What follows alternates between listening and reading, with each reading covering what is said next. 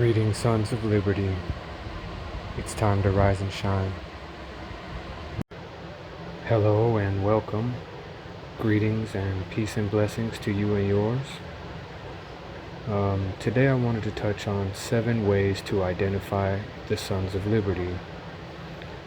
I know the production is pretty bad, so I apologize, but I just felt like the content was more important than the actual production quality because I'm not trying to be famous. With that being said, let's get into it. 7 ways to identify the sons of liberty. So number 1, men and women who love God. Yes, it is men and women, and most importantly, who love God. And of course, when you love someone, when you love God, it's going to show in your actions. So we're not just talking about people that say it with their mouth, but actually show with their actions as well. People that are living righteously and following God's will, and also participating in helping to bring His kingdom here on earth, which I do believe that is what's taking place basically as we speak. Number 2, men and women who are willing to stand up, not only for themselves and for their family, but also for those who can't stand up for themselves. It's very important. We're actually active and wanting to be a part of the solution. And that's going to require standing up and rising and shining. Number 3, men and women who are actively coming out of Babylon. As you know, the devil has a foothold here on earth, and he's developed a whole beast system.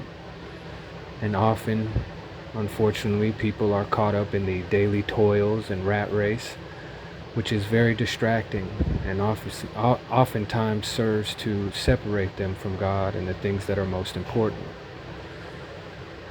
So we are people that are actively coming out of that system and finding better ways and lifestyles that can help sustain outside of the beast system. Number 4, men and women who are building communities.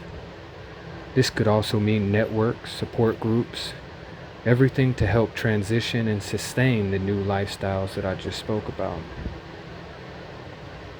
It's not an overnight thing, and it's going to take work, but together we can do it. Number 5, men and women who are fruitful and leading by example. You know, the Bible teaches that you can tell a person or a thing by its fruit.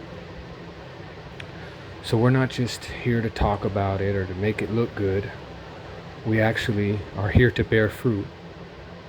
And of course, we're not here to be hypocrites or charlatans. We're here to lead by example. Number 6, men and women who are actively spreading wisdom. So of course, the wisdom above all wisdom is the wisdom of God, the gospel, God's word. So we are actively spreading that at all times, but also spreading the different skills and qualities that each one of us bring to the table in order to teach each other and coach each other and guide each other out of this beast system and into God's new kingdom.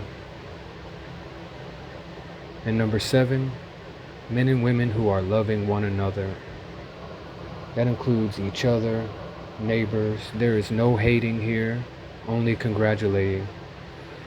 We work together, we're loyal to each other, we stand together, united, and more importantly, we love one another.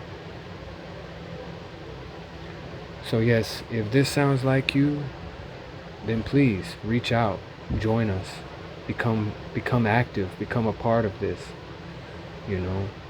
help bring your traits, your skills, your qualities to the table,